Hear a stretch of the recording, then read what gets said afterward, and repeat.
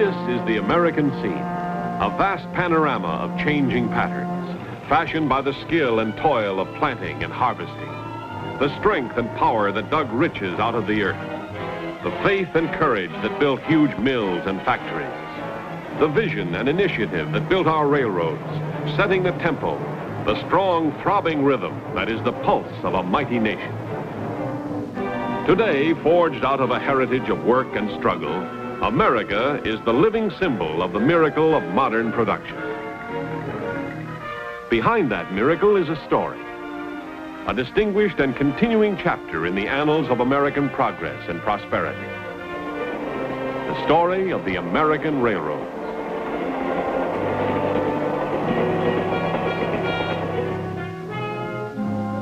Here was our country only a little more than 150 years ago. Vast in territory, rich in natural resources, a land where opportunity waited only for men to come and grasp it. But in all its myriad forms, opportunity lay fallow. Lacking was the one basic vitalizing factor: adequate transportation. Economic progress has always been geared to the development of efficient transportation. What good vast territories if people could not reach them? What value fertile farmlands if crops could not be delivered to important markets? How could industry take root and expand without dependable low-cost means of transporting raw materials to factories and finished products to consumer markets? In its first 50 years as an independent nation, America had no adequate answers to these questions, and its vast potential in agriculture, commerce, and industry was still in the future. And then, a little more than a century and a quarter ago, came the impetus, the railroads, providing the spark to light the torch of development and progress. Here at last was the dynamic force needed to transform a young and sprawling country into a great and powerful nation. The history of America and the history of transportation by rail became integral parts, one of the other, each drawing strength and stature from the other. Railroads meant people. People meant farms, settlements, and then great cities and industries. Time and distance, once the barriers to economic progress, were conquered by the flanged wheel on the steel rail, binding the country into one strong, rich, unshatterable unit.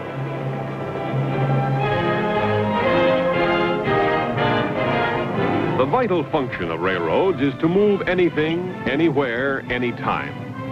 To mills, markets, and ports, swiftly and safely at low cost, giving the nation's products meaning and value for both producer and consumer. Railroads are the common denominator of American industry. Agriculture, mining, manufacture, each in its own right a great and vital industry, but each dependent on another basic industry, transportation by rail. The food we eat, the clothes we wear, the fuel we burn, the cars we drive, all depend at some stage of their production upon railroad services. Golden grains from the plains of the north and west, on every grocery shelf, on every table. Fruits and vegetables from the Pacific coast and the far south, delivered by railroad to arrive at destinations fresh as the day they were picked. Coal from Pennsylvania, from Kentucky, from the Virginias, Illinois, and a score of other states, transported to thousands of factories and millions of homes all over the land. Copper from the mines of Montana, Arizona, and Utah. Iron from the mines of Alabama and the Great Ranges at the head of Lake Superior. Lumber from the Northwest and the Deep South. Meat from the plains of the West. Cotton from Dixie. Oil from the Mid-Continent and the West Coast. The products of thousands of mills and factories moving in the mainstream of American life and industry. Moving at low cost, moving by railroad, keystone in the design of American business and prosperity. But America is more than wheat and coal and iron and steel. America is people, a dynamic people, always on the move, forever reaching out for new things to do, new places to go, new things to see. Every day of every season of the year, every night of every day, people planning, packing, arriving and departing, enjoying the conveniences and comforts of the most modern design in streamlined trains. Accommodations which have been planned and provided to ensure the greatest in travel pleasure for a traveling America. All set to the familiar clicking of wheels. Music set to the rhythmic tempo of America on the move. To accommodate the nation's travelers, the American railroads are constantly at work building finer, faster, more modern trains. The last word in streamlined comfort and spaciousness. Today's passengers travel in cars which have been designed, built, and decorated to provide travel comfort, combining service and dependability with safety, speed, and economy. Today's trains are faster trains, smoother riding trains, more comfortable trains. These, the nation's railroads offer to the traveling public for visits to families, for business trips, for holiday trips to the nation's great and widespread vacation lands.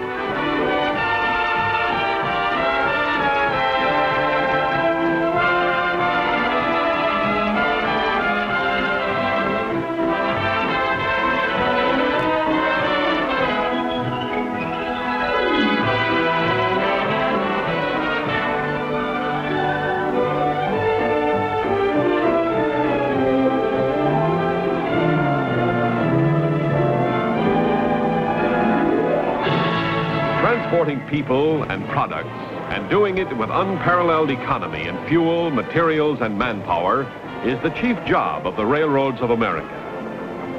But the rail industry's importance to the national economy extends far beyond this primary function as a buyer of goods and services from other industries.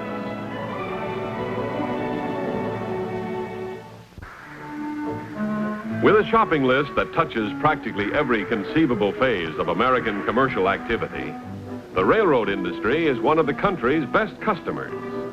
Railroads spend $2 billion a year for the products of American industry. Railroad needs range from toothpicks to cross ties, from paper clips to steel rails, from sheets and pillowcases to powerful locomotives. Railroads buy large quantities of coal, fuel oil for an endless variety of railroad uses, and lumber for building and maintenance purposes. Railroads buy iron and steel to be converted into tracks and bridges, cars and locomotives, and countless other facilities and equipment railroads use in serving the nation. Railroads buy the myriad products of the nation's farms for the millions of meals served in their dining cars. They use everything in such quantities as to stagger the imagination. And their purchases, translated in terms of dollars and cents, help to enrich every facet of the nation's economy.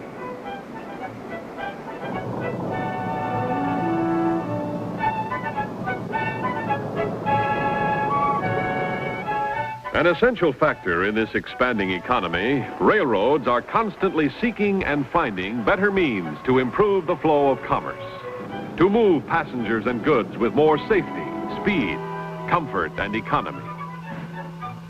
An example of the forward progress of America's railroads is welded rail.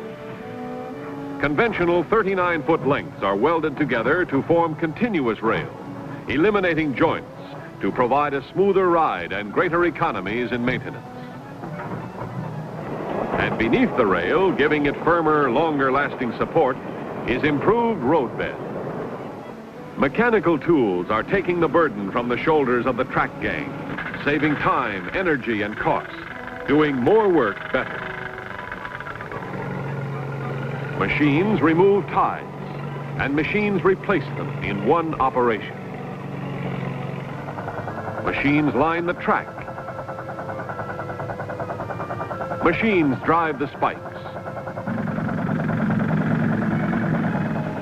Machines spread ballast evenly in proper quantities. Tie tampers poke at the ballast, hammering support to firm the foundation for ties and track. Machines with mechanical hands scooping ballast for cleaning and reuse. All products of research in modern railroading. To expedite the handling of goods, freight yards have become marvels of science. An electronic revolution is sweeping the classification yard, transforming it into an almost automatic operation, bringing greater efficiency in the dispatch of cars and freight. In push-button yards, electronics and electricity, radio and radar, teletype and television work together in a vast web of communications and control to facilitate the flow of freight. Cars are shoved to the top of an elevation or hump. Here, the cars are uncoupled, one or two at a time, to coast downhill by gravity, but always under control of an operator in the yard tower. At his fingertips is the nerve center of this modern marvel. An electronic machine which at once weighs the rolling car, measures its speed, calculates how far it must roll before it couples up to a new train, and then applies the right pressure against the car wheels to ensure that it will roll into the proper place at the safe coupling speed. Another example of technology in transportation, of science in railroading. The use of electronics extends beyond the limits of the classification yard. This is centralized traffic control for directing and regulating the movements of trains over long stretches of track. Controlled by a single operator, sometimes 100 or more miles away. On a central control panel, flashing lights indicate the position of trains on the road. The operator flips a lever, and along the line signals are set and switches thrown. A train moves onto a siding to await the passing of another train. And then out onto the main track again and on its way. Thus, one track is made to do almost the work of two, reducing costly delays and maintenance of way. Another outstanding example of progress in modern railroading is protective service, provided by the railroads for the handling of perishables, keeping such things as fruits and vegetables fresh and fit to eat, 2,000 and 3,000 miles in transit. Today, perishable freight trains operate on schedules and at speeds once considered possible only for passenger traffic.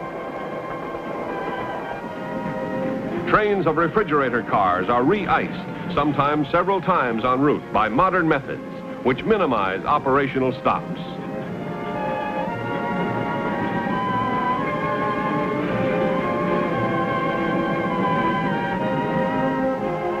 And again, the perishables are on their way to arrive at destinations fresh as the day they were picked. Here is an example of progress in the handling of freight. Piggyback, a fast-moving development that is helping to relieve congestion on intercity highways, moving truck trailers on railroad flat cars between terminals, providing door-to-door service for shippers and receivers not located on railroad trackage. These are but a few of the developments by which America's railroads keep pace with progress, constantly giving better performance and improved service at less cost, so that you can have the things you need when you need them, on time, in good condition, and without delay. The railroads of America were created by the investment of more than $30 billion, almost all of it the invested savings of American people. The money of millions of individuals put into the stocks and bonds of the nation's railroads, either directly or through the investments of savings banks, insurance companies, and other institutions which are the trustees of American savings. These savings have been utilized to acquire the cars and engines, to build shops and stations, to provide the railways, the tracks, bridges and signals, the yards, terminals, docks, and all the other essentials of railroad operations. Among the agencies performing general transportation services, the railroads are unique in that they provide all their own facilities. Not only the vehicles in which they move the nation's commerce, but also the roadways over which this commerce moves. Railroads not only build and maintain these ways at their own expense, they also pay taxes on them, as well as on their cars, locomotives, and other facilities. Most of the so-called taxes paid by other forms of commercial transportation are spent on the roadways and other facilities provided and maintained for their use. But railroad taxes are not used to furnish roadways and stations for railroad use. They go to help support the armed forces, the public health and safety, the general services of the government, even to help build and maintain the highways, the waterways, the airways, and the airports used by competitive forms of commercial transportation.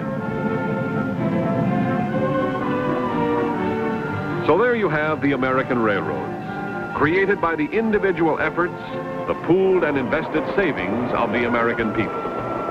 With justifiable pride in accomplishments of the past, accomplishments in peace no less than in war, the American railroads face forward to the future.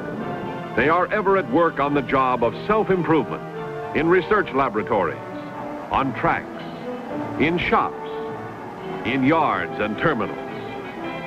From all the testing and trying and practical working experience come better things, better tracks, better cars and locomotives, better service, freight and passenger, provided only that the railroads have the opportunity to earn the money necessary to make these better things come true.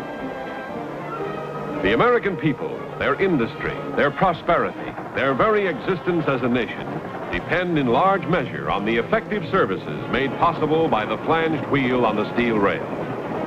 There is nothing in existence or in sight which can replace the railroad in performing the essential transportation services upon which the very life of the nation depends. With abiding faith in the fundamentals of democracy, the railroads will continue to serve the nation and its people along the proven pathway to continued progress and ever greater prosperity.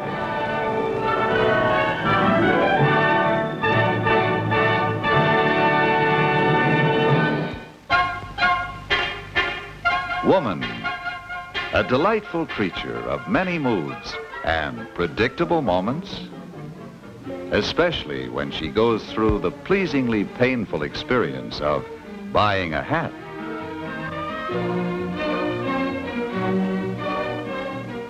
So many things to consider, like styles and patterns, or the all-important factor of color.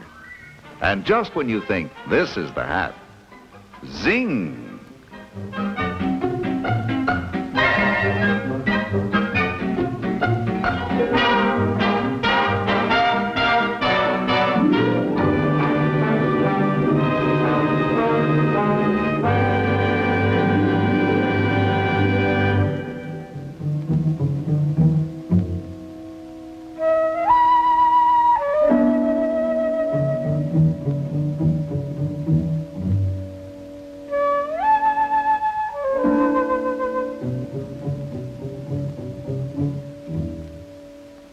Of course, buying a hat is one thing. Decorating or remodeling a home is another. Here the answer lies in choice or preference. And there are a host of materials competing for a place in every woman's home. But there is excitement in new ideas. And one thing about the discerning American woman, if you stir her curious nature, she'll explore these new ideas to the fullest.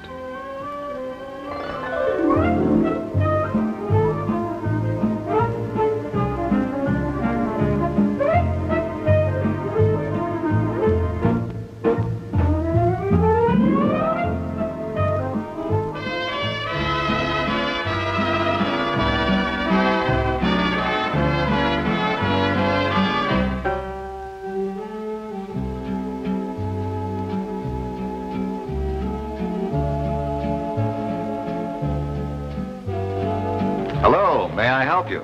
Oh, yes, thank you. We're doing some remodeling at our house, and I'm just looking for some new ideas. I'd be glad to help you. You see, I'm an interior decorator. As a start, let's look at something new, the complete Formica kitchen. You mean you can use it all over? Well, just about. Why, I've always thought of plastics as strictly tabletop material. That's only a part of the story. A good part, though. Because every woman wants a durable material that resists scratches, stains, and harsh detergents. And laminated plastics do just that. Spill almost anything, and a damp cloth or sponge wipes it clean. In some areas, counters are available with a curved forward edge and a sweeping back which flows into the contour of the wall. Formica is stylish, and since it's durable, it's going to be lasting for years and years. Don't other materials last? Some of them. But this kind of beauty will stand the test of time, as well as playing a special role in your decorating scheme. Also, there's Formica for cabinet use. It doesn't show finger marks, and again, it withstands those harsh detergents. The brushed finish of this material is beautiful and practical, something every woman wants. It gives you great flexibility in accents, colors, and patterns. True, but cabinets don't make an entire kitchen either. Don't think we've forgotten that. Because laminated plastics go beyond counters and cabinets. Here you'll find them in a vertical application. For wall surfacing? The modern way to complete the color harmony of your kitchen. No more papering, painting, or scrubbing with this material on your wall surfaces and cabinets. When cleaning time comes around, a damp cloth does it in a breeze. Speaking of breezes, laminated plastic applied to windowsills simplifies this cleaning job.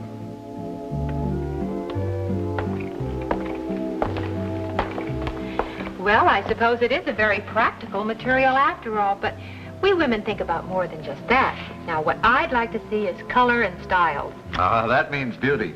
And beauty is second nature to this material. There's an almost unlimited variety of colors, patterns, and grain finishes for your choice. Here's something I'd like to show you. Just imagine yourself putting some of these ideas to work. Perhaps you like the bright modern kitchen.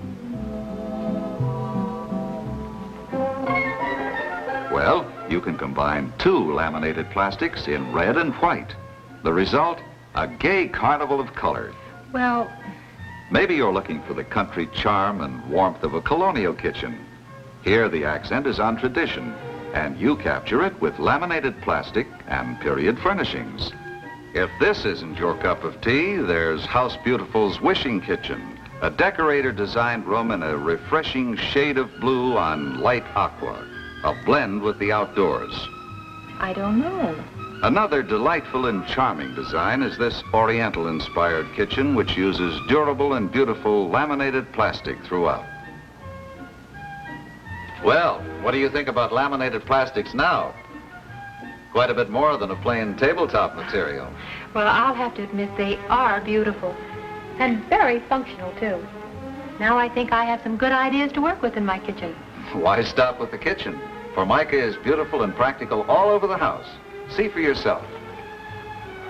I will. I'll do just that.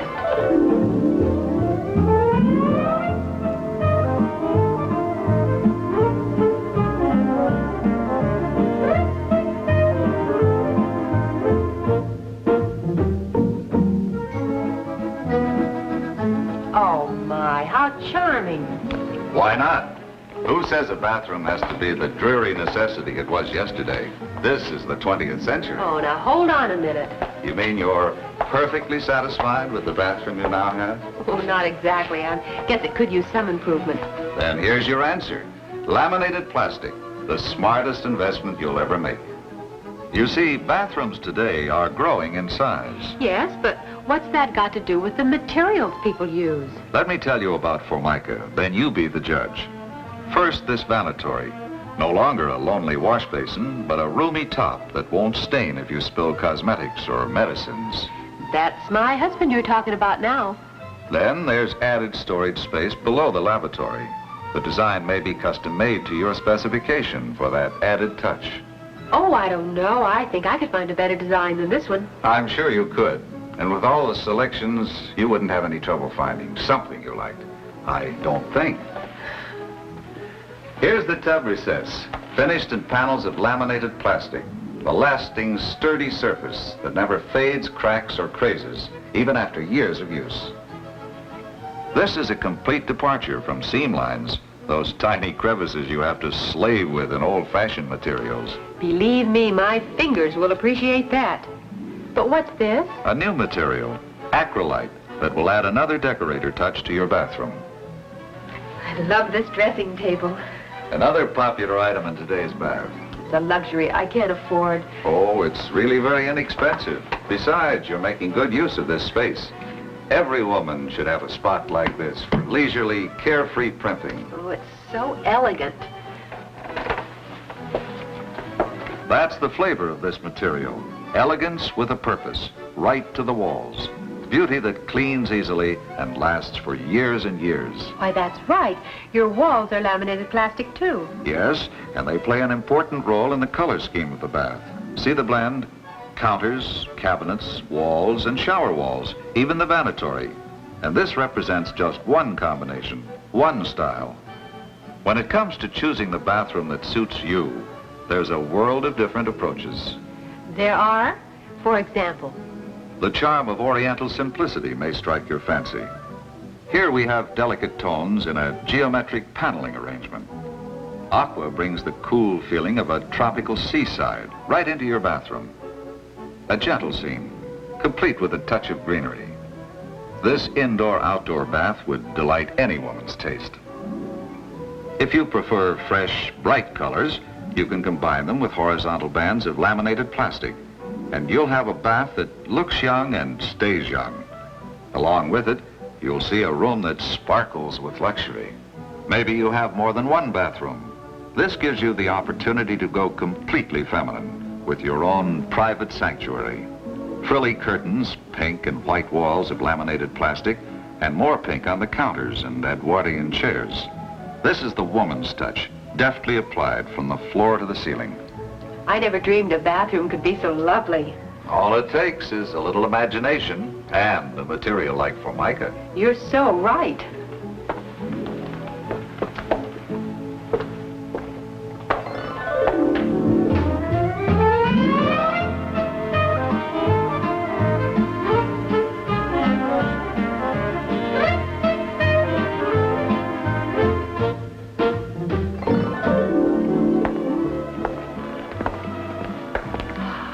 Why, you can't be serious. Laminated plastic in the living room? By sheer virtue of its beauty, it belongs in any room in the house, and I'll show you why. Oh, this I've got to see. Furniture, you know, is a big investment. Good furniture, that is. And it isn't something you purchase new every year. That's why a Formica top, with its built-in durability, protects your investment. An elegant finish like this will last. There's never any worry when drinks are spilled or cigarettes fall from ashtrays. And that goes for scratches or mars, too. Furniture like this is a real compliment to a room and to the home in which it lives. And to the woman who owns it. Now, don't you forget that. By all means. Say, here's something new. You can now use the fabric from a chair or sofa on the wall in custom Formica as a complement or decorator touch. Another natural for laminated plastic is the refreshment center. Here, the durability of the material will speak for itself, and the accent is on beauty. Interesting. Very interesting. The entire room is friendly and enchanting. And the fireplace, I love that.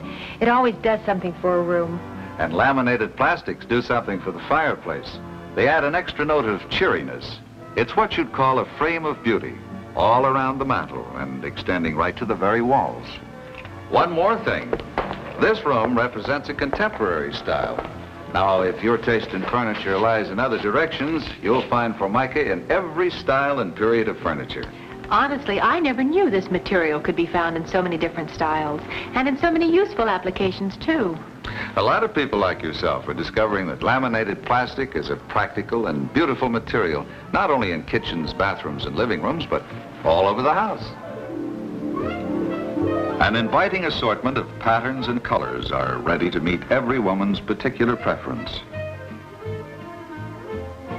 In the quiet atmosphere of the bedroom, laminated plastic comes into use as wall paneling, dividers, and furniture.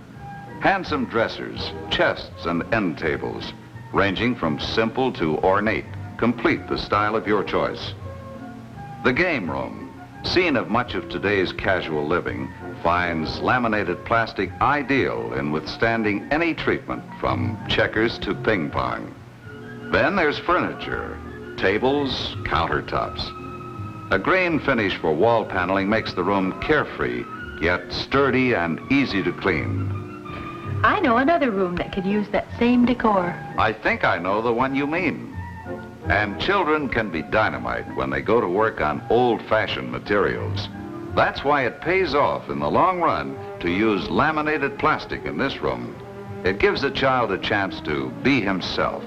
It's a great idea. After all, don't we adults have our little domains? Why shouldn't a child have his? A place where he can practice his crayon artistry, work on his model planes, and mothers won't go gray. Sounds like you're really sold on laminated plastic. Well, we women know a good thing when we see one. To me, it seems like the most sensible, practical material to use all over your house. Beauty and function, that's Formica. There is one thing, though. Oh? You've created a nice big problem for me. Well, with all the colors, pictures, and patterns you've been talking about, it'll take a while for me to make my choice. Well, perhaps you'd like to look through Formica's Color Harmonizer book. It may give you some new thoughts. Perhaps your choice won't be as difficult as you think. Sometimes, choosing the decor for your home can be easier than buying a hat.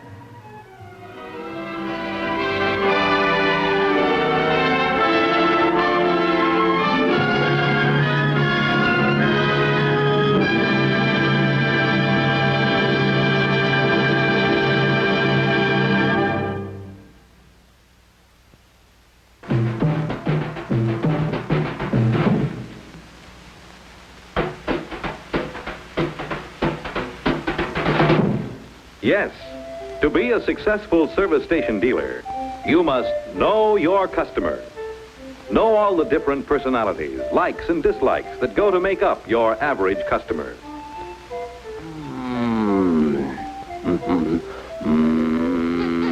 It's sometimes hard to know why this customer picks your station or your competitor's station. Gee, he picked my station. He certainly did.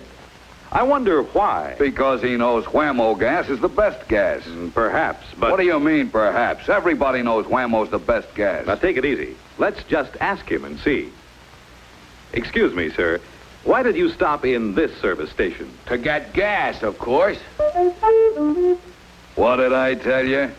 I beg your pardon. I mean, why did you pick this particular station? Because it's convenient. It didn't look very convenient, did it? He passed a lot of stations to get to yours. He sure did. Beats me. That's one of the discoveries about customer habits made in a nationwide survey of service station patrons. This survey was conducted for the DuPont Petroleum Chemicals Division by National Analysts Incorporated of Philadelphia. The survey consisted of interviews with thousands of customers. It was conducted by psychologists trained to question people in such a way as to determine from their answers the true reasons for buying. Sort of like detectives, eh? Exactly. These psychologists studied the responses of thousands of customers in the Northeast, South, Central, and Far Western United States. The purpose of the survey was to determine what the motorist's buying patterns are, why he buys what he buys, and where he buys it.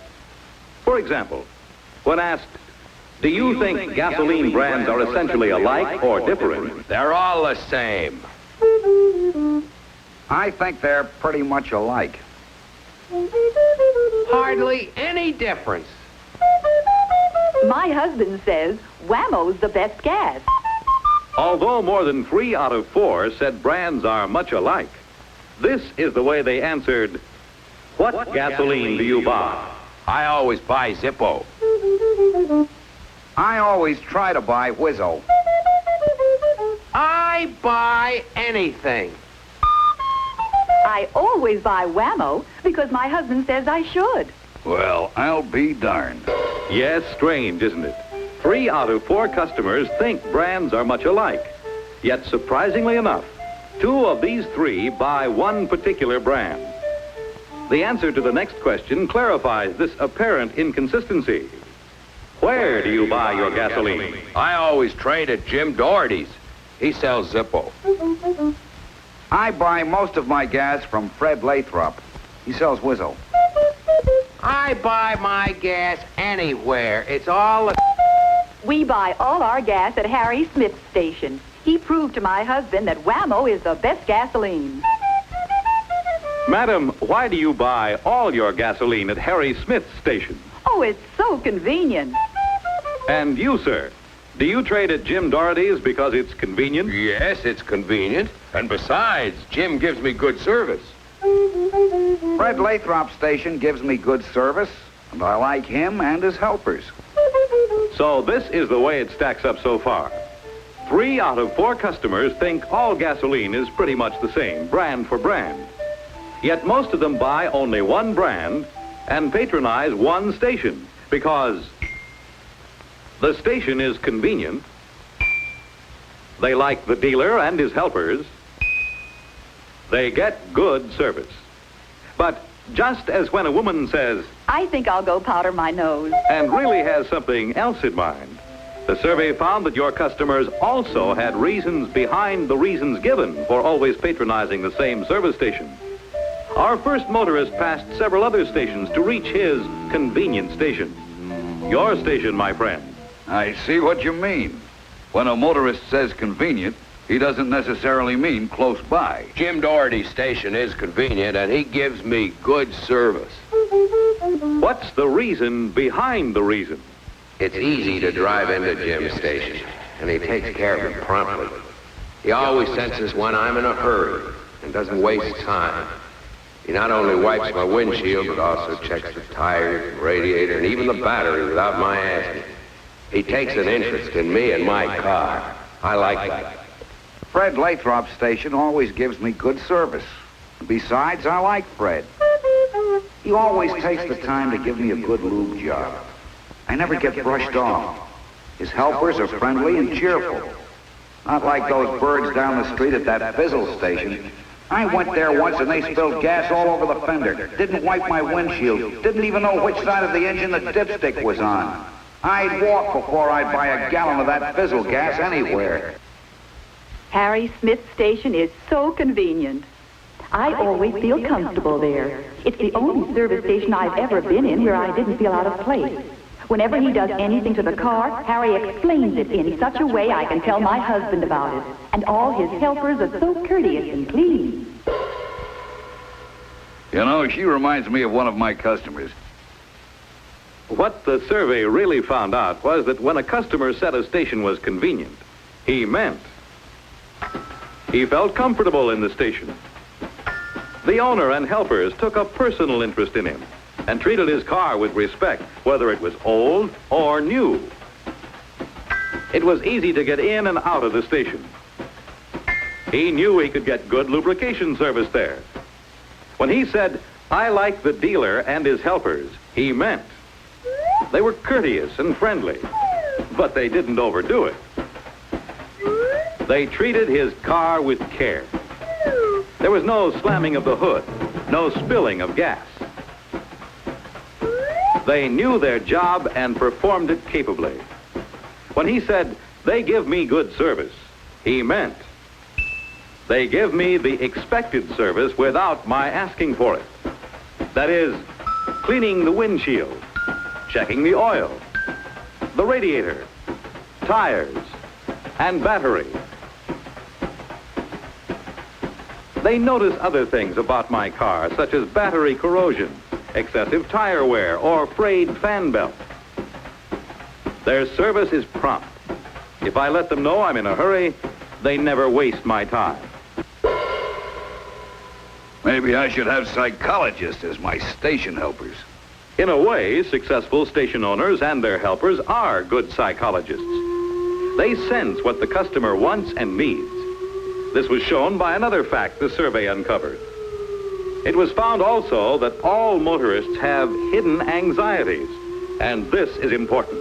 I wonder if they really did put 5 quarts of oil in the crankcase. I wonder if they screwed that drain plug in tight. They did that lubrication job so quickly. Wonder if they got all the fittings. I hope they fix that tire right. I'd hate to get a flat.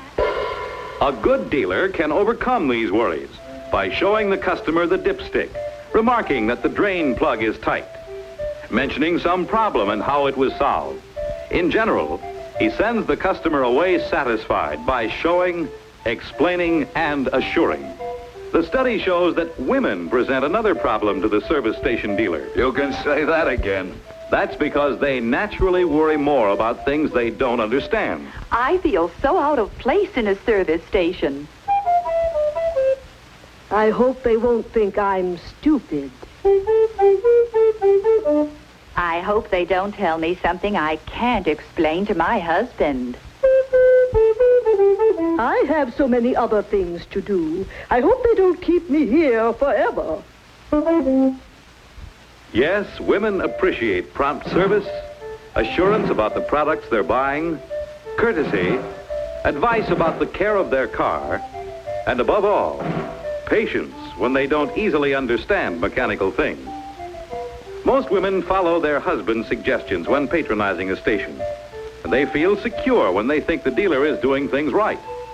But on a trip, it's most often the wife who decides which station to stop at. She picks a station where she thinks the restrooms will be clean.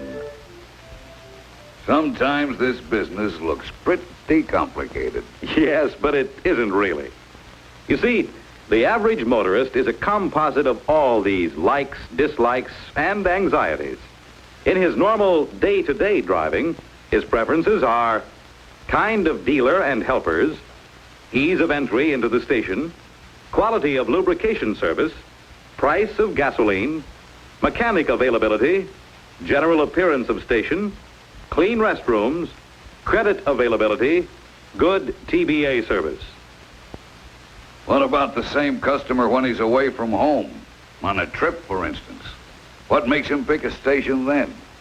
The DuPont survey covered that, too. Naturally, in unfamiliar surroundings, qualities that were down the list in importance in a familiar service station near his home go toward the top of the list when a motorist is on a long trip. Clean restrooms, ease of station entry, general appearance of station, price of gasoline, type of dealer, mechanic availability, TBA and service, credit availability, quality of lubrication service. To summarize, the 3 most important preferences are day-to-day, kind of dealer and helpers, ease of entry into the station, quality of lubrication service. On trips, clean restrooms, ease of station entry, general appearance of the station. Well, the psychologists dug out enough facts about what the customer likes in a station. Seems to me that how they feel about dealers is pretty important, too. You're right. All of the thousands of customers interviewed had very definite ideas as to what made a good dealer. They listed their preference in this order: promptness of service, checking oil and water, careful treatment of the car, friendliness, cleaning windshield without being asked, knowledge of cars, care in putting in gasoline, clean appearance. Hey, where are you going? I've got a customer out there at the pump island, and I don't want to keep him waiting. Good for you. From all this, we see that good dealers and their pump island salesmen are the best business builders of all. They put the customer at ease, and he keeps coming back because he feels at home and gets personalized attention for himself and his car. So remember, to be successful, you must know your customer.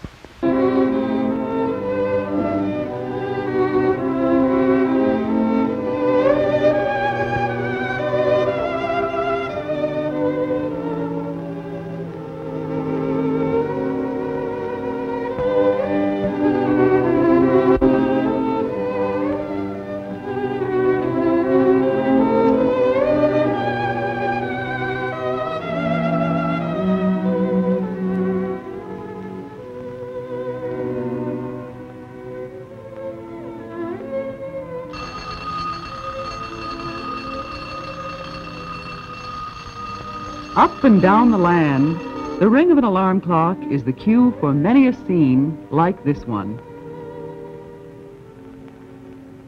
The young lady just doesn't want to get up.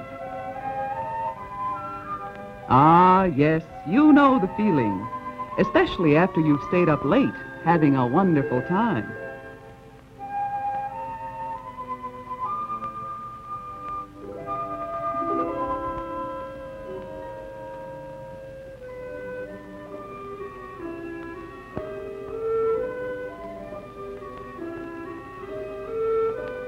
And right here, we begin our tips on behavior for the career-conscious working girl. You do your best work when you feel your best, and that means you've got to get enough sleep. Save your big dates for the weekend, and from the beginning to the end of your working week, give your attention to your job.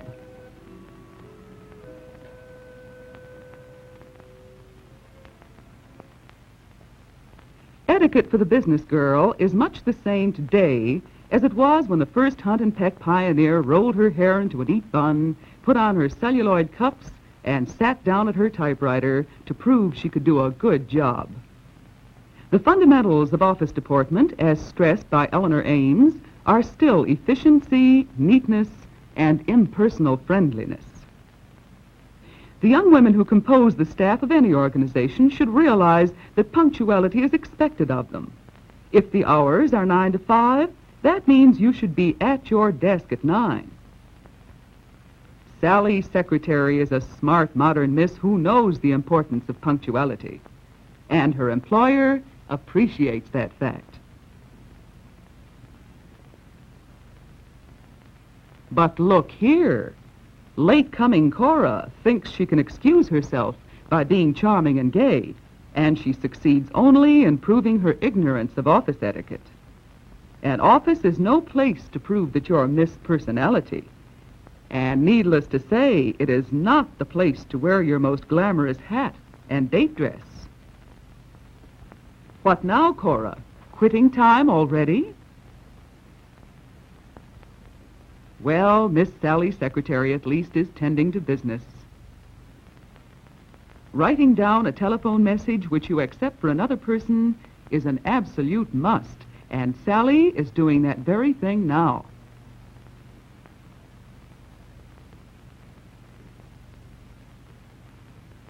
Ah, yes, she does know enough to knock. That's important, too. While a businesswoman must remain a lady in the finest sense of the word, she must not expect drawing-room manners in an office. It certainly would be carrying gallantry too far were this busy executive to stand and place a chair for his secretary. However, he should always do as this man is doing now, take a phone call as soon as the connection is made for him. Well, it looks as if Cora has declared a holiday for Cora. Most employers disapprove of long conversations that have nothing to do with business. And you should never, never distract another employee who is attending to his work. But things like that don't bother Cora very much.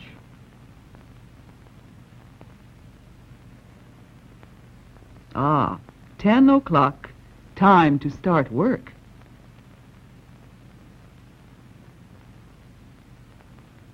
Well, it did look as if she were going to get busy.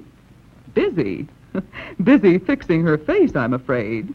Cora may shine, but not as a career girl. Two of a kind. Lest you think Cora alone ignores the rules of office conduct, here is the company playboy. He's not only playing Romeo on company time, he is damaging the office furniture. Look at that foot on the chair.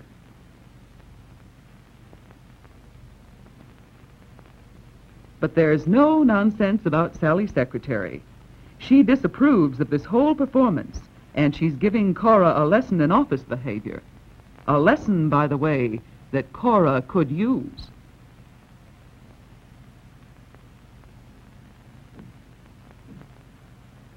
Maybe Sally said enough in her courteous fashion to convince Cora that business conduct is a serious thing. Oh, lunch with the boss. Yes, the press of business often makes it necessary for a secretary to lunch with her employer. She should not consider this a social invitation. Uh-oh, what's this? Late again, Cora? Isn't this getting to be monotonous? The boss seems to think so. It would be our guess that you've exhausted his patience, and you'll have to mend your ways.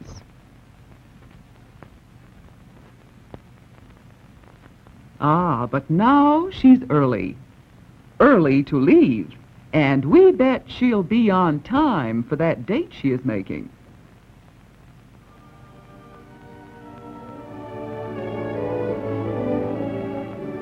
But Cora has fun. Another evening of dancing is done. Tomorrow is another day. Tomorrow? Why, Cora, you have less than 3 hours sleeping time between now and 7 o'clock. 3 little hours before that alarm clock goes off once more.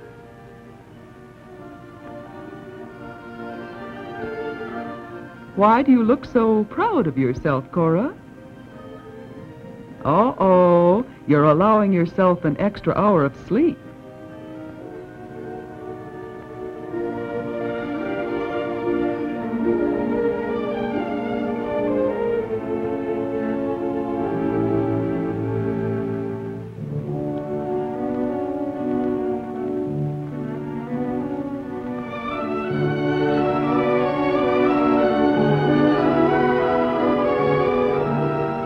Dream, Cora. Dream what can be true. Dream that you're the perfect secretary that every busy executive hopes to find.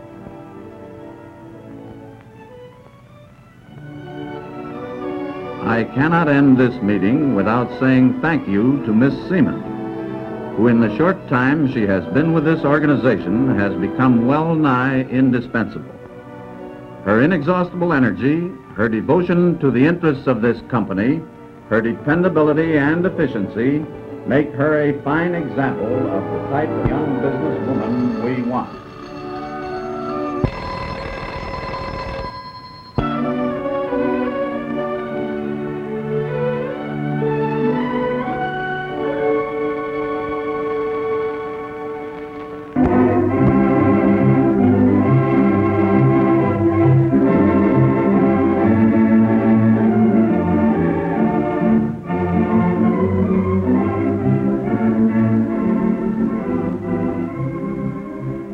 It gives me a great deal of pleasure to introduce to you George Johnson, a man who needs no introduction, a man who is known far and wide for his after-dinner talks, a man who on every occasion has given the best that he has.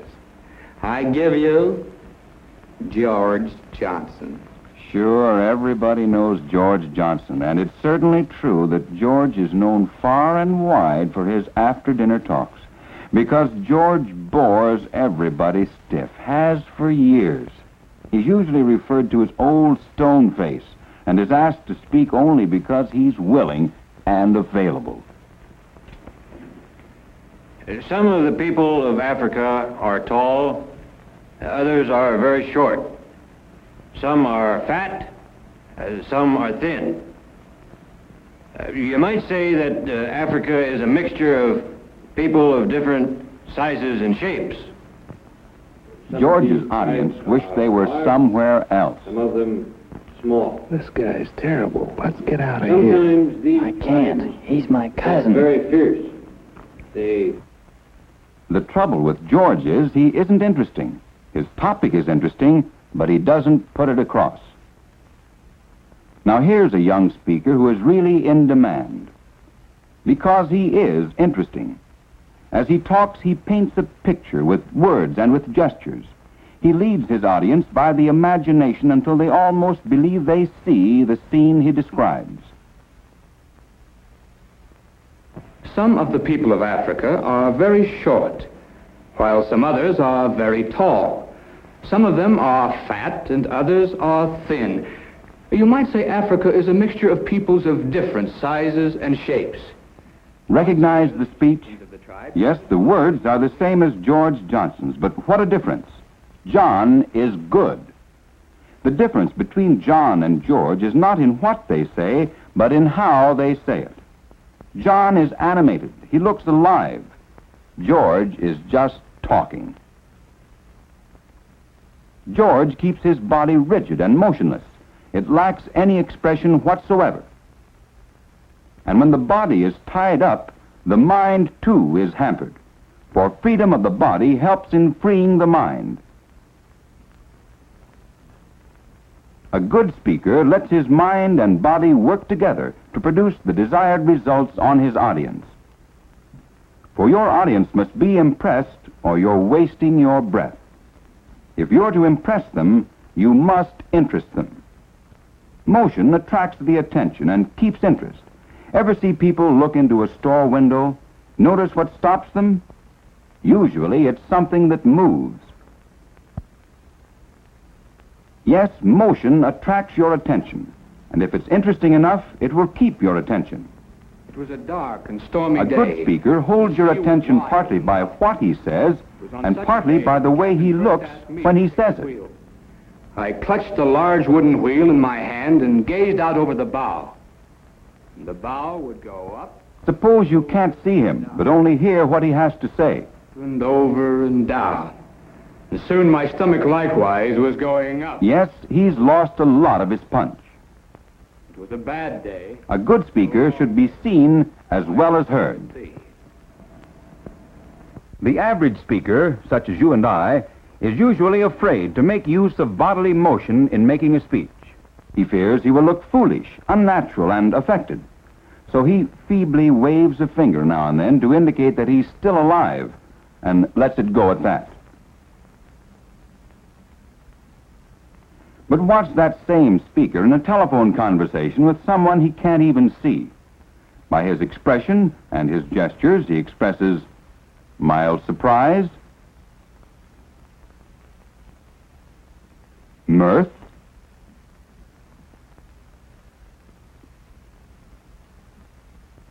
anxiety,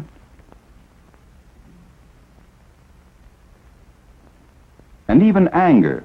His mind and his body are working together because he's being natural, since he knows nobody's watching him. Watch a pair of ladies discuss a new spring outfit. If you think gesturing is unnatural, they're so interested in what they're talking about, they've forgotten someone might be watching them.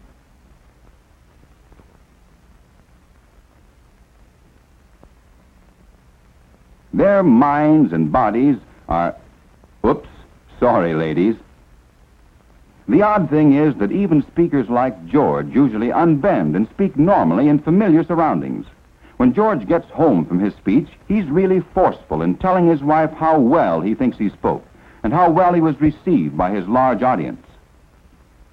The trick in using gestures is, of course, in using them correctly. Gestures generally fall in two main classes: the gesture used for description and the gesture used for emphasis. The descriptive gesture is just what the name implies. It helps the speaker lead his audience into the scene he describes by creating an imaginary picture. On that early October morning, the air was clear and brisk, and you could smell the bacon frying over an open fire. And above us loomed the majestic Rockies, being awakened by the warm, gentle fingers of morning sun.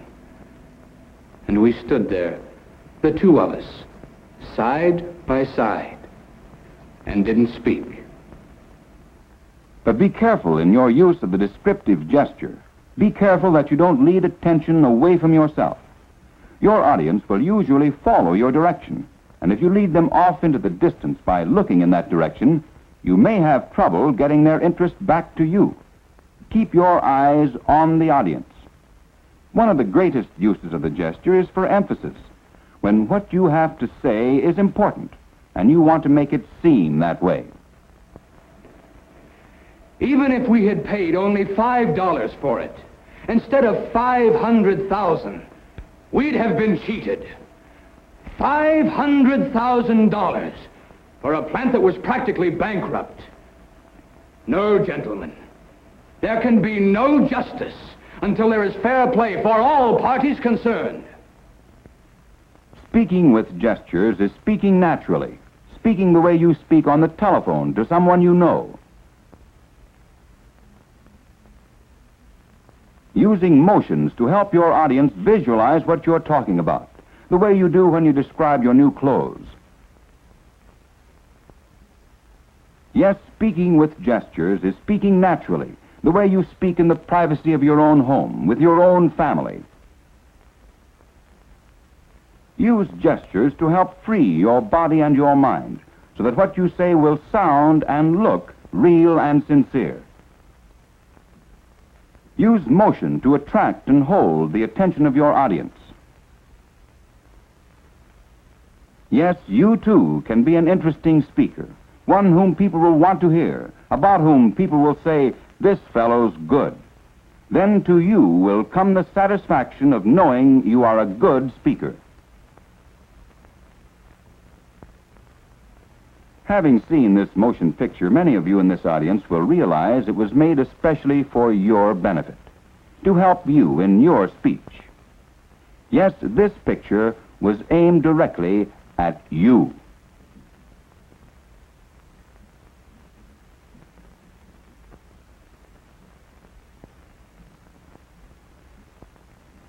And you may go home and look in your mirror and say to yourself that with a little practice in the use of gestures, you might be the speaker you always thought you were. It doesn't make any difference or short.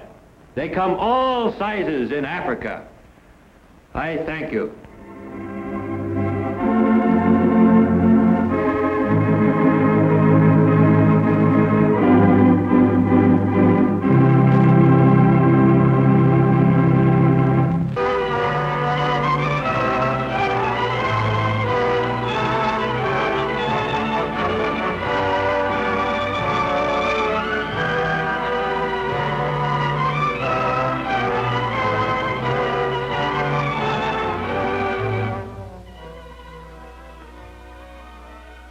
When you're hunting a job, you're hunting for more than just work. You're hunting for your place in the world of work, a particular job in which you can make best use of your interests, special abilities, and training. You'll want to go about your job hunt in much the way that Phil is going about his. Phil knows what he wants. Yeah, that's what I want. Someday I'm going to have my own shop. Records, radio service, television. Yes, sir, that's for me. But I need experience. Repairing radios at home is a good hobby, but I need selling experience. And bookkeeping, too. Right now, I need a job along one of those lines. Let's see, have I checked all of these opportunities?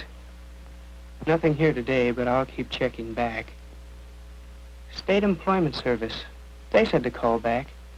Maybe see them tomorrow. About time to try at school again. Mr. Doyle said something in my line might open up. I might check the Trade Association. They often have leads. Now, what about the one ads? I circled some opportunities there. Oh, yes. Radio repairman.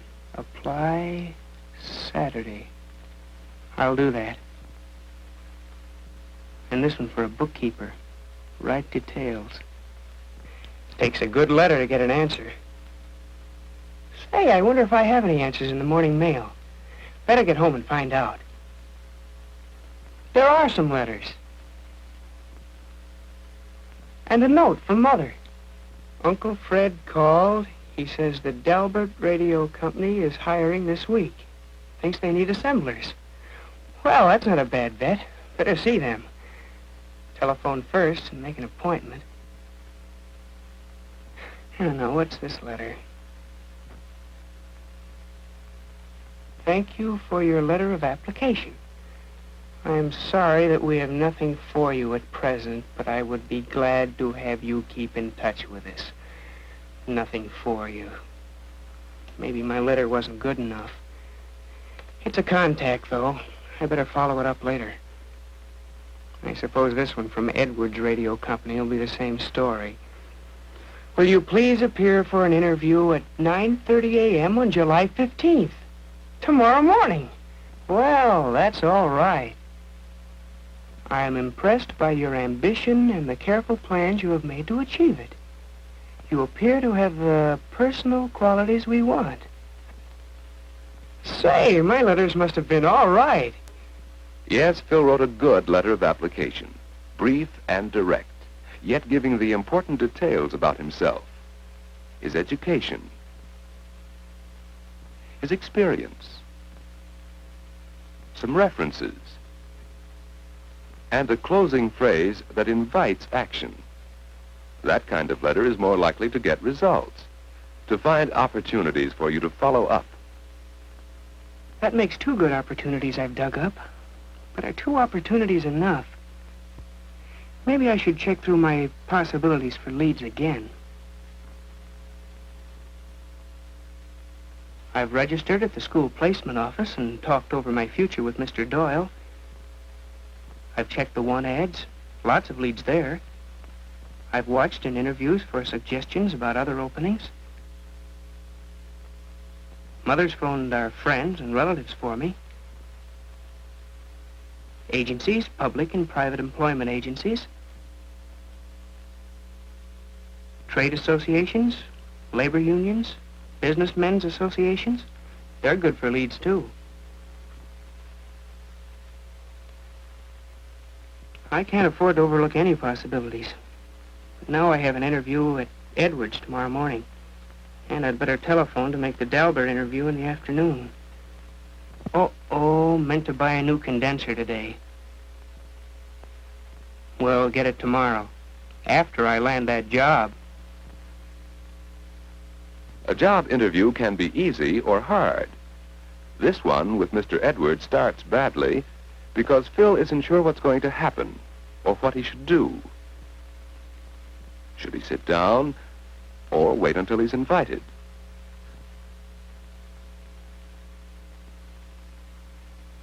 What should he do with his hat?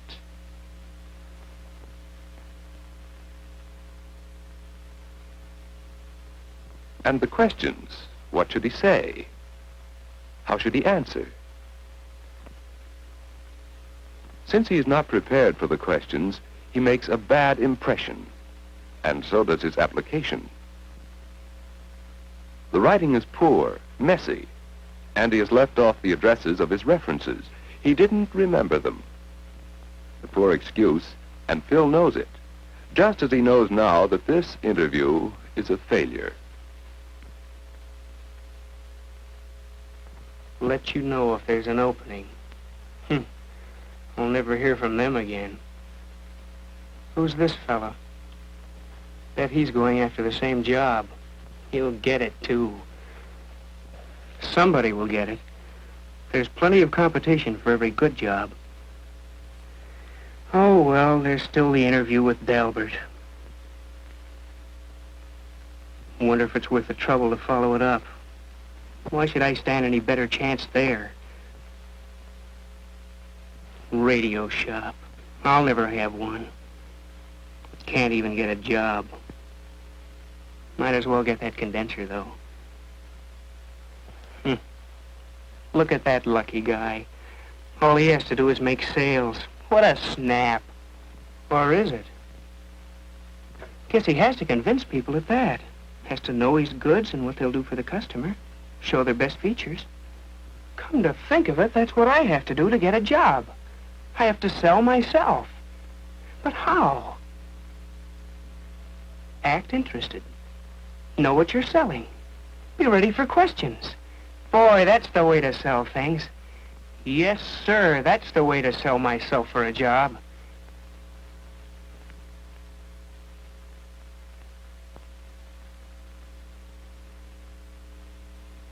There now. That application is written neatly and carefully. This time it's complete. Those addresses are there and right. My membership in a radio club is mentioned, so they'll know I like to do the work. Starting rate expected. I've thought that through, too. Now the signature, and I'll be ready for the interview. Ready for the interview. Phil is ready to sell himself on the basis of what he can do for the employer. He has planned in advance. He knows what to do. Oh, not yet, Mr. Hoover, but I'm going to build one as soon as I save enough money. Good. Then we'll be able to talk together evenings. So you see, a small detail can make a difference. Now Phil has a chance to show that he knows something about radio, something about the job he wants. So after a few more questions... I think that's all I need to know. Do you have any questions? Well, you've answered most of them, but... Well, I'd like to know whether later on I might have an opportunity to transfer to the office department. I want some experience in bookkeeping, too. Yes, that can be done if there's a vacancy for which you qualify. I see. Oh, could I think it over and let you know, say, by 5 o'clock tomorrow? That's fine. There's a place for you here if you want it. Oh, thank you, sir. Goodbye, Mr. Hoover. Phil has one more contact tomorrow, but he already has one definite offer to consider. An offer that may be the right job.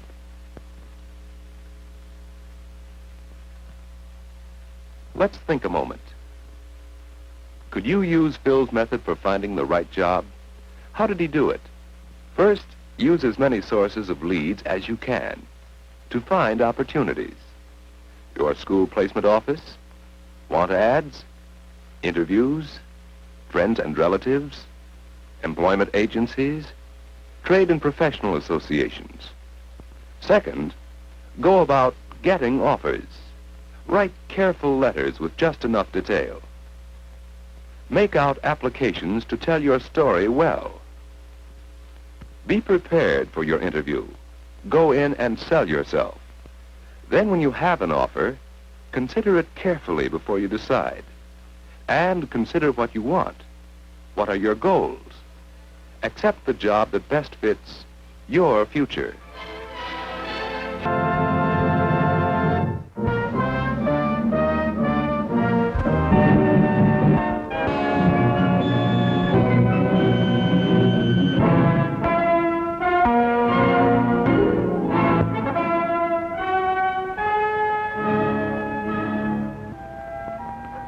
Mother and child.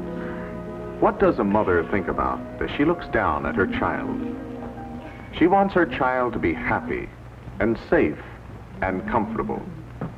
With all her heart, she hopes that her baby will have warm clothes and a good roof overhead. These things are all part of security. We all look for our children. Where do they come from?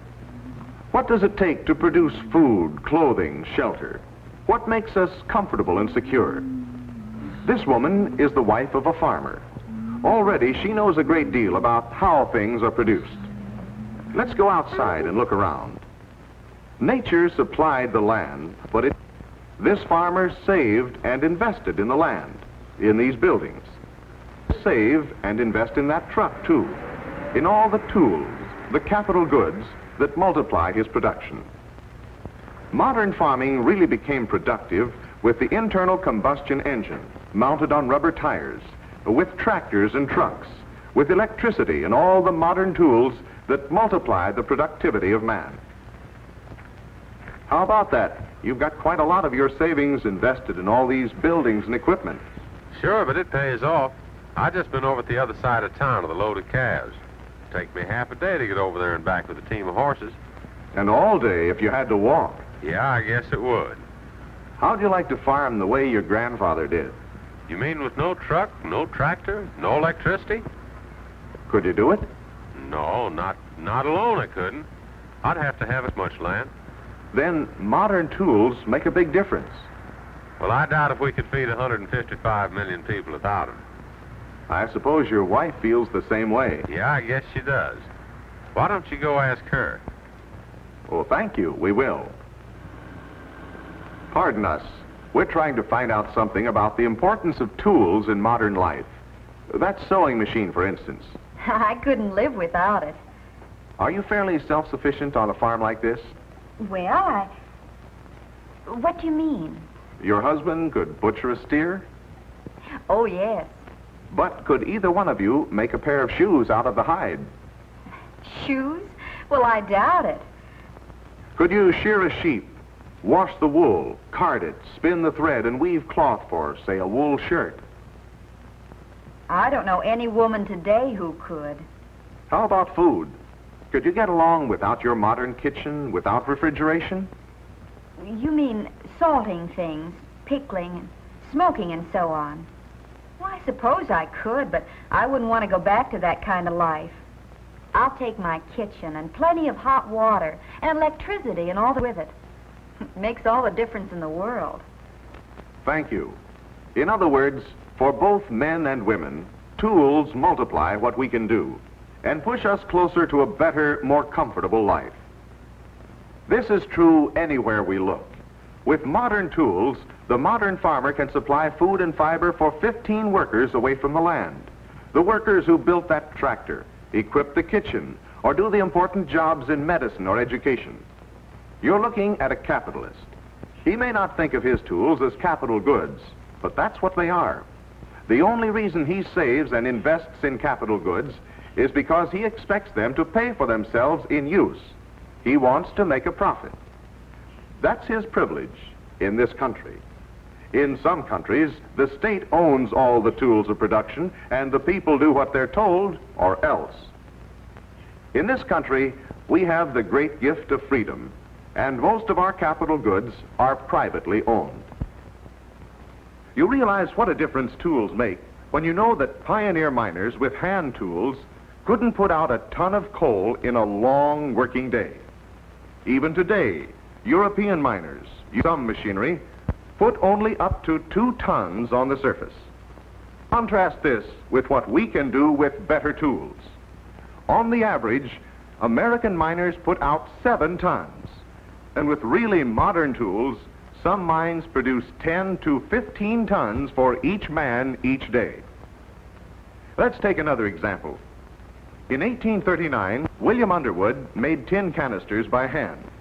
He could turn out about 6 an hour. They were so expensive that they were saved and reused many times.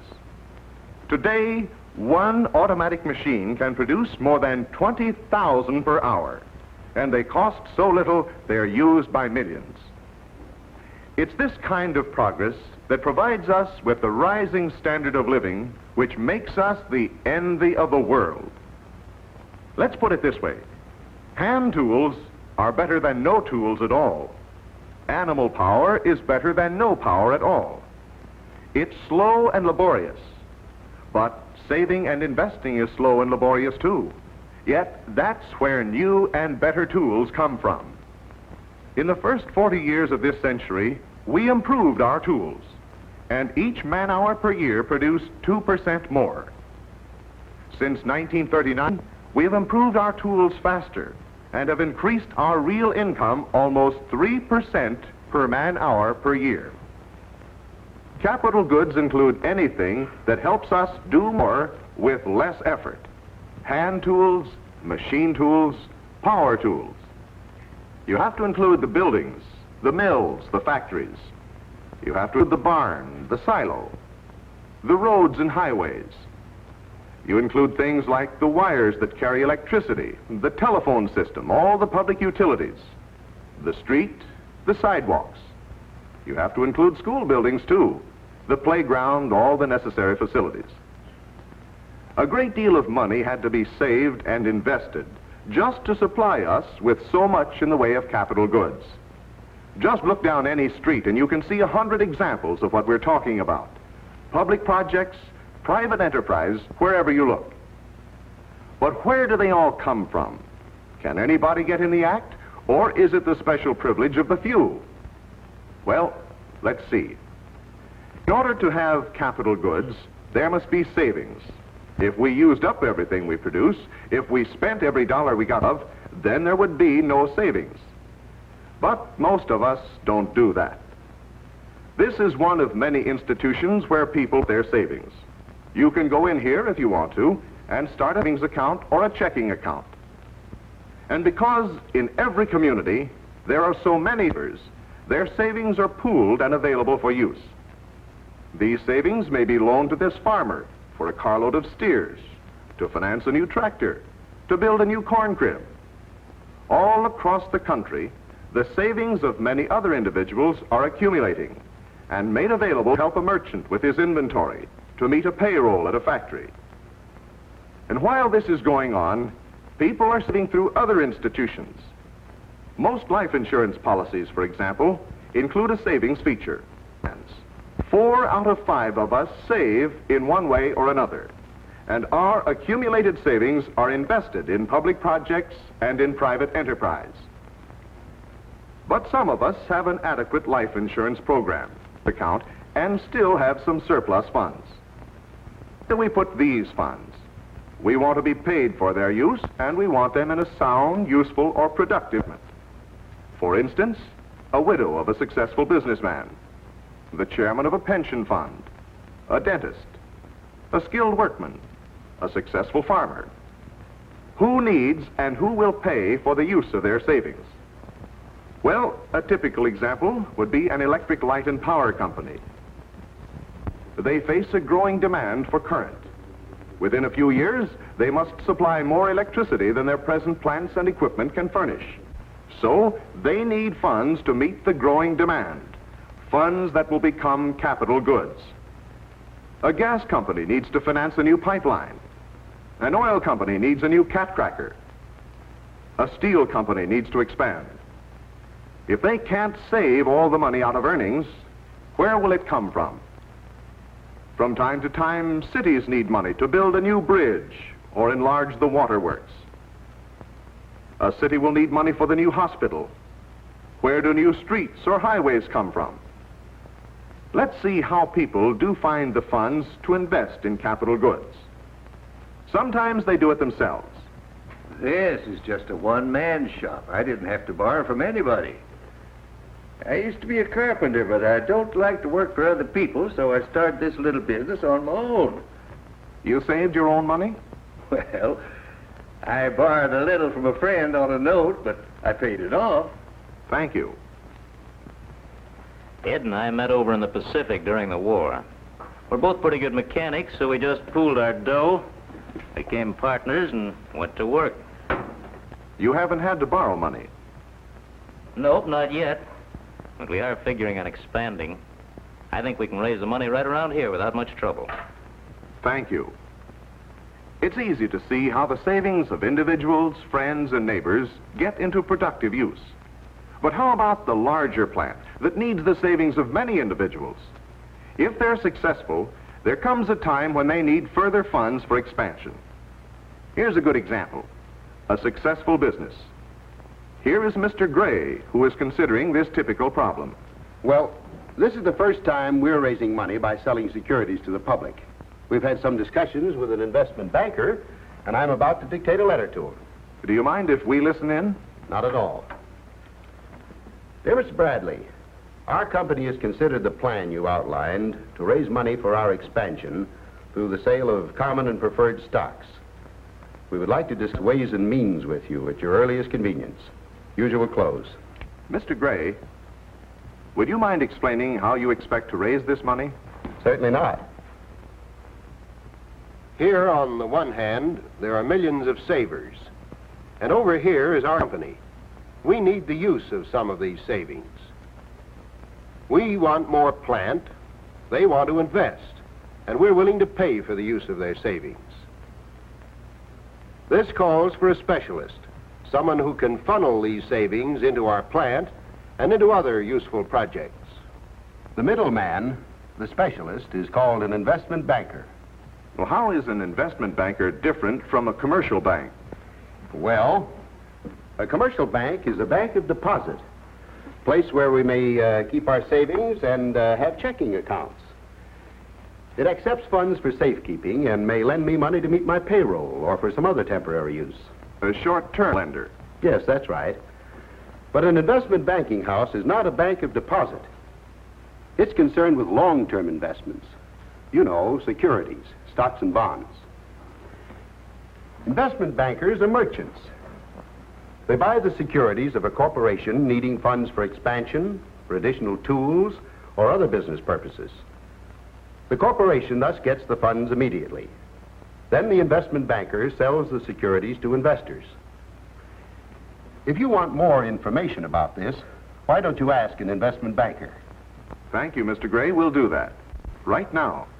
Why, yes, I'm an investment banker. My name is Bradley. There's no mystery about securities. Let me see if I can give you a very simple explanation. Why do people buy? Because they want a higher return than they can get for other sound uses of savings. In general, there are two types, bonds and stocks. Now, here are some bonds. These are something like a promissory note. A bond is simply a legal form representing a loan for a fixed length of time at a fixed regular income called interest. The money paid for these bonds went into a municipal waterworks. It might have been for any similar project. Anybody can buy this or any of the other securities we handle. If you're a saver and want to lend your money this way, you buy a bond and get interest. Or you may want to become part owner of a business, in which case you can buy stock. Stock is another legal form. It represents a share of ownership of a business and, through dividends, a share in the profits. So you see, you can become either a lender or a part owner of a business through owning securities. If you own stock, you actually own a share of the facilities, the capital goods. And this type of ownership may be of two kinds. The preferred stock is entitled to a stated dividend, which must be paid before any dividends are paid on the common. In contrast, dividends on the common can fluctuate with the times. If you're investing your money, you want to be paid for the use of your money. But the type of investment you make varies, depending on your objective, your aims and requirements. Thank you, Mr. Bradley. Through these securities, bonds and stocks, you supply the long-term investment funds that are needed by government to build the bridge or by industry to expand the plant. Yes. Now, Mr. Gray's company is a fine example of private enterprise needing funds. Can anyone, any business, say, come to you for funds?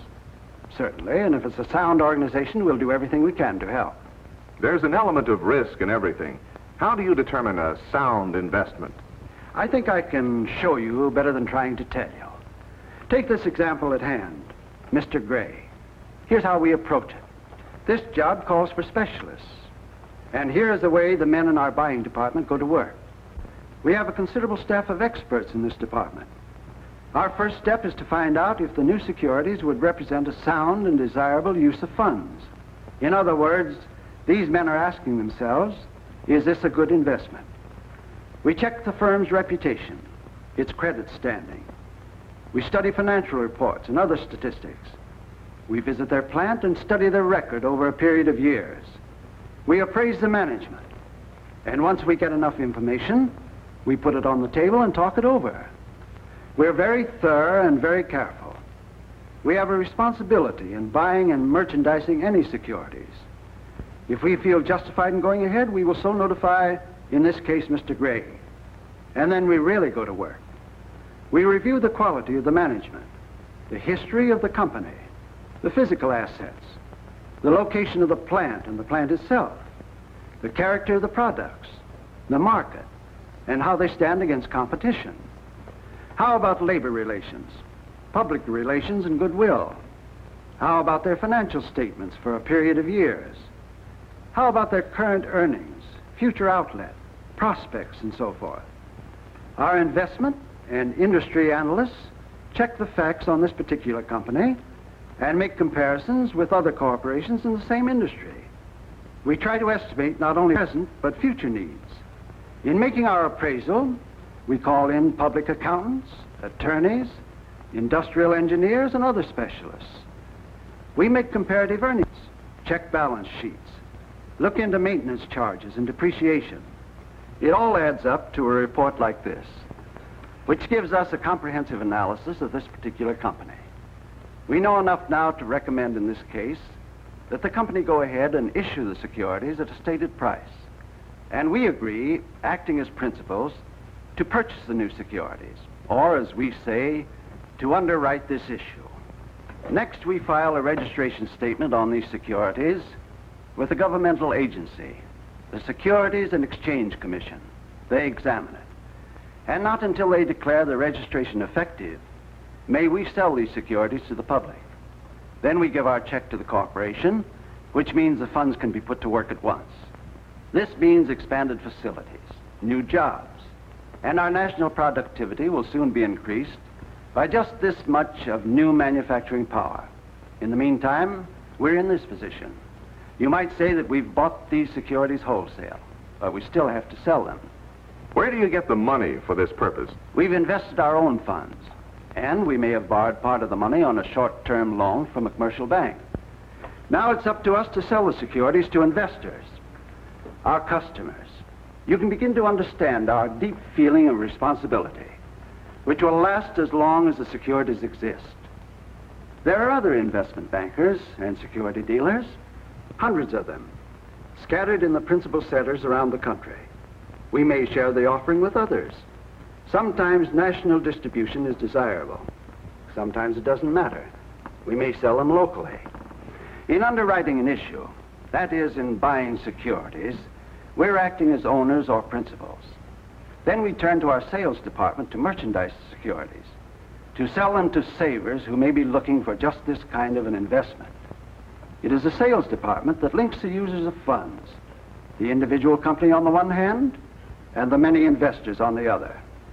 The problem of securing distribution of an issue, placing the bonds or stocks in the hands of investors, calls for expert training, high professional standards, and a thorough knowledge of this important subject. Character, integrity, and a realistic working knowledge are all necessary for this kind of selling. Each individual investor has his own special needs and problems. It's up to us to help in any way we can, with information, with analysis, with prompt and practical service, as he decides to buy or sell securities. I bought these stocks about 5 years ago. But I'm building a home. I want you to sell them for me. They pay dividends right along, but I need the money. Oh, yes. We'll be pleased to sell these for you. I'll take care of this right now.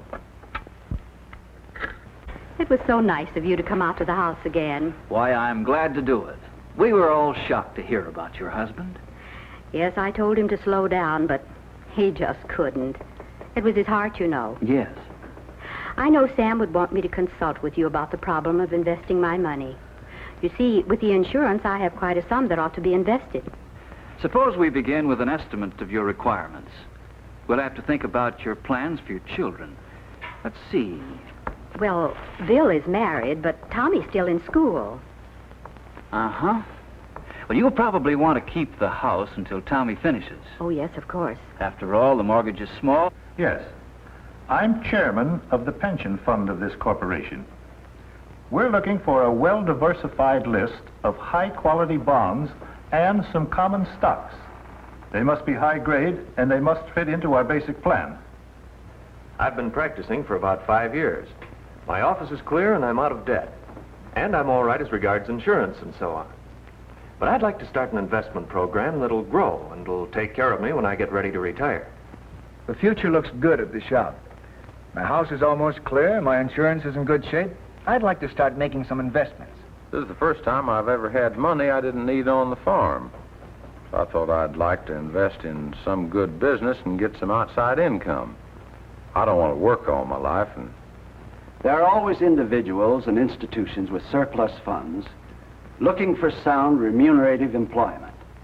It's our job to locate the savers who provide the funds, to judge the soundness of the investments we handle, public or private, and to bring the savers and the users together through buying and selling securities. Do institutions buy securities? One of the biggest markets we have for bonds is with life insurance companies. Part of the premiums they receive represents the savings of millions of policyholders. To a great extent, these savings are used to buy bonds from us. In this way, we provide the machinery through which saved funds become useful, productive things, capital goods. Thank you, Mr. Bradley. Originating, underwriting, distributing these securities is essentially a simple but an indispensable process. As citizens of the United States, we have the privilege, the obligation to take part in the process of underwriting America's future. And through the investment banking industry, we can invest our savings, vitalize our industrial plants, and continue to give ourselves the steadily rising level of goods and services we all want for ourselves and for our children. This is the freedom that has made our economy the most productive in the world. This is opportunity.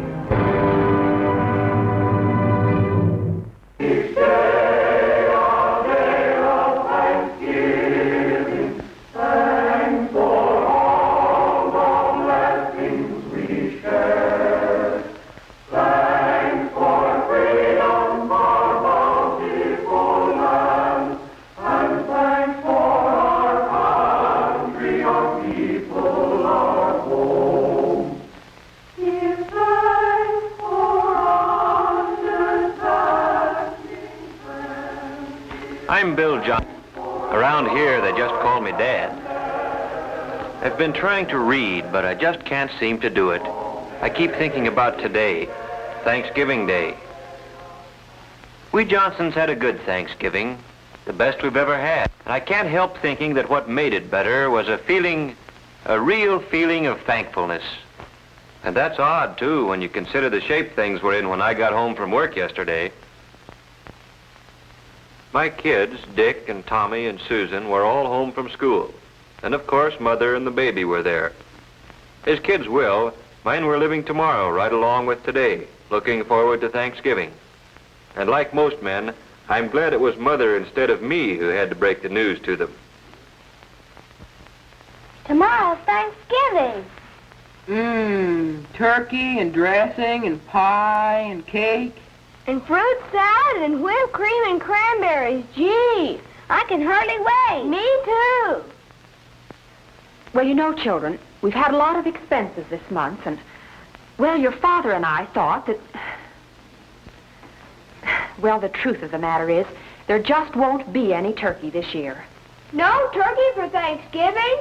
Oh, I'm going to make a pumpkin pie, and we'll have plenty to eat, but, well, we'll just have to get along without turkey. Mom, you don't mean it. It won't be Thanksgiving at all. Even the Pilgrims had a feast. After all, isn't that what Thanksgiving's for? I don't think it's fair. And it was right there that I came in, right in the thick of it.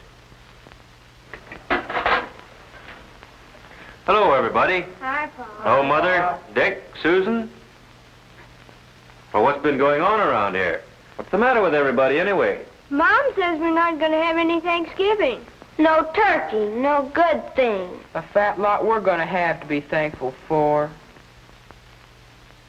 Oh, I don't think you kids really mean that. We do, too. We've always had turkey for Thanksgiving. Yes, and everybody else in the block's going to have it this year. Same as always. Yes, we've always had turkey, just as a lot of Americans have had it, and we'll keep on having it. Turkey on Thanksgiving's a great American tradition. But what you kids are saying makes it sound as if the turkey's the only thing we had to be thankful for. Well, gee whiz, no, Dad. It's not that at all.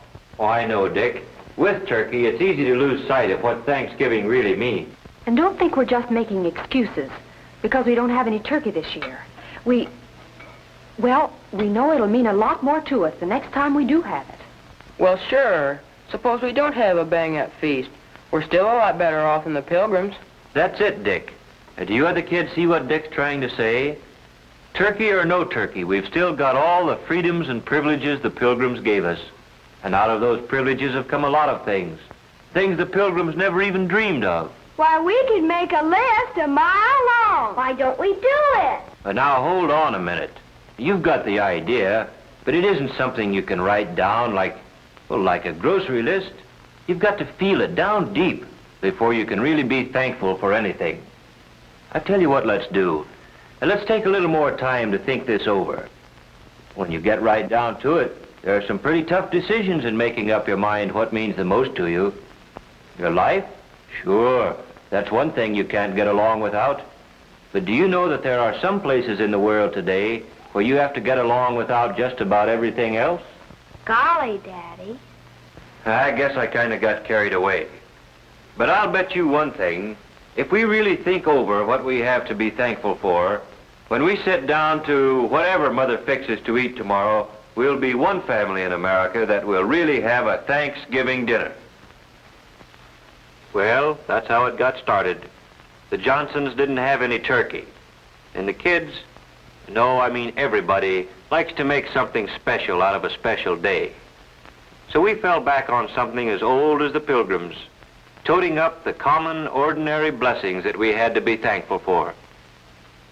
That night, I'd see Dick there building his model airplane, and Susan just playing.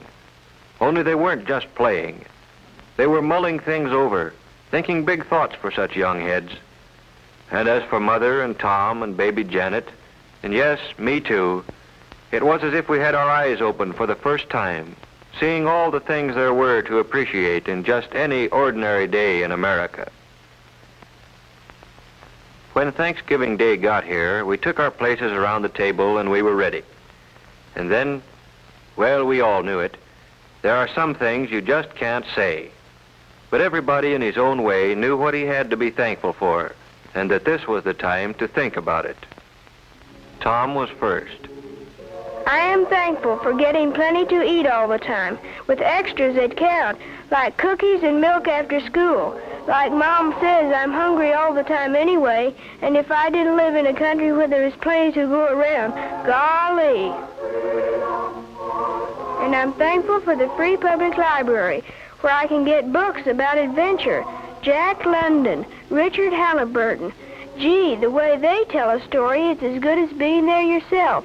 And it's free, with only a library card.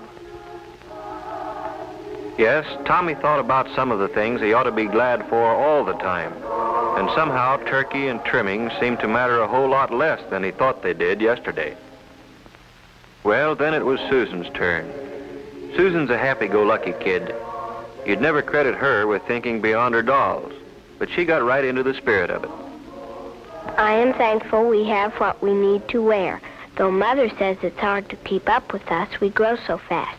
I never thought before how many clothes it takes for all kinds of weather, or how it would be to have to do without the right ones. I'm glad to be able to go to Sunday school, or go to any church I want, any Sunday. I'm thankful for my Mother and Daddy, that they are here with us, that both of them aren't too worried about things to take time to have fun with us. I'm glad we're a family, that families are still important in America. I guess Dick, being the oldest, was having some pretty serious thoughts.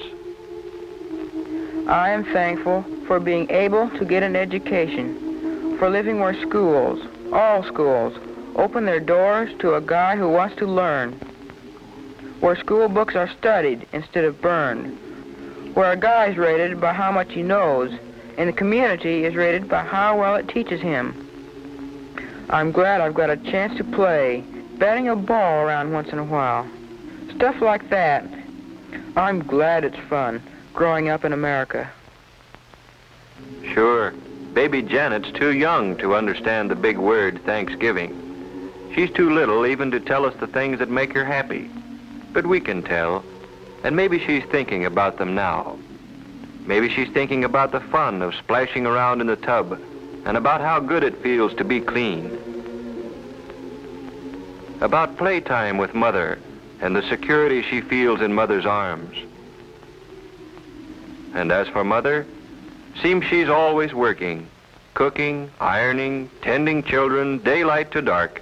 What does she have to be thankful for? I am thankful that my children had the privilege of being born safely and of growing up healthy and strong. I'm thankful that I have the privilege of guiding them as they become useful men and women. And I'm thankful for all the things our American system makes possible for the Smiths and the Browns and the Johnsons, for washing machines, hot water out of a tap, and a telephone to call the doctor when one of the family is sick. A car to get Dad to work. Yes, I'm thankful for all the things free people working together can produce. I'm thankful that when my neighbor drops in to borrow a cup of flour, we've got the right to talk about anything we want to. The parent-teacher project, the new mayor, or Jane Jones' hat.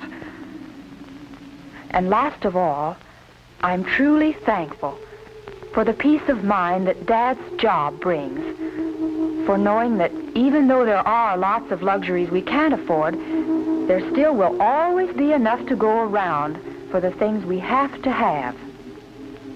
I'm glad Dad doesn't work slave hours, that there are evenings and Sundays and vacations when we can all be together. That's Mother for you, grateful for what America means to her family. And now for me. I've got so many things to be thankful for. I'm thankful for this house. It may need a coat of paint, it has a mortgage, but it's ours, a place where we can be together in privacy. And I'm thankful for the thing that makes this house our home, the happiness here, not just today or on Christmas morning, but on a day-to-day basis all through the year. For knowing that a knock on our door means nothing to fear, a friend calling, or maybe a bill collector, or a kid selling magazines. You never know what to expect. But you can count on one thing.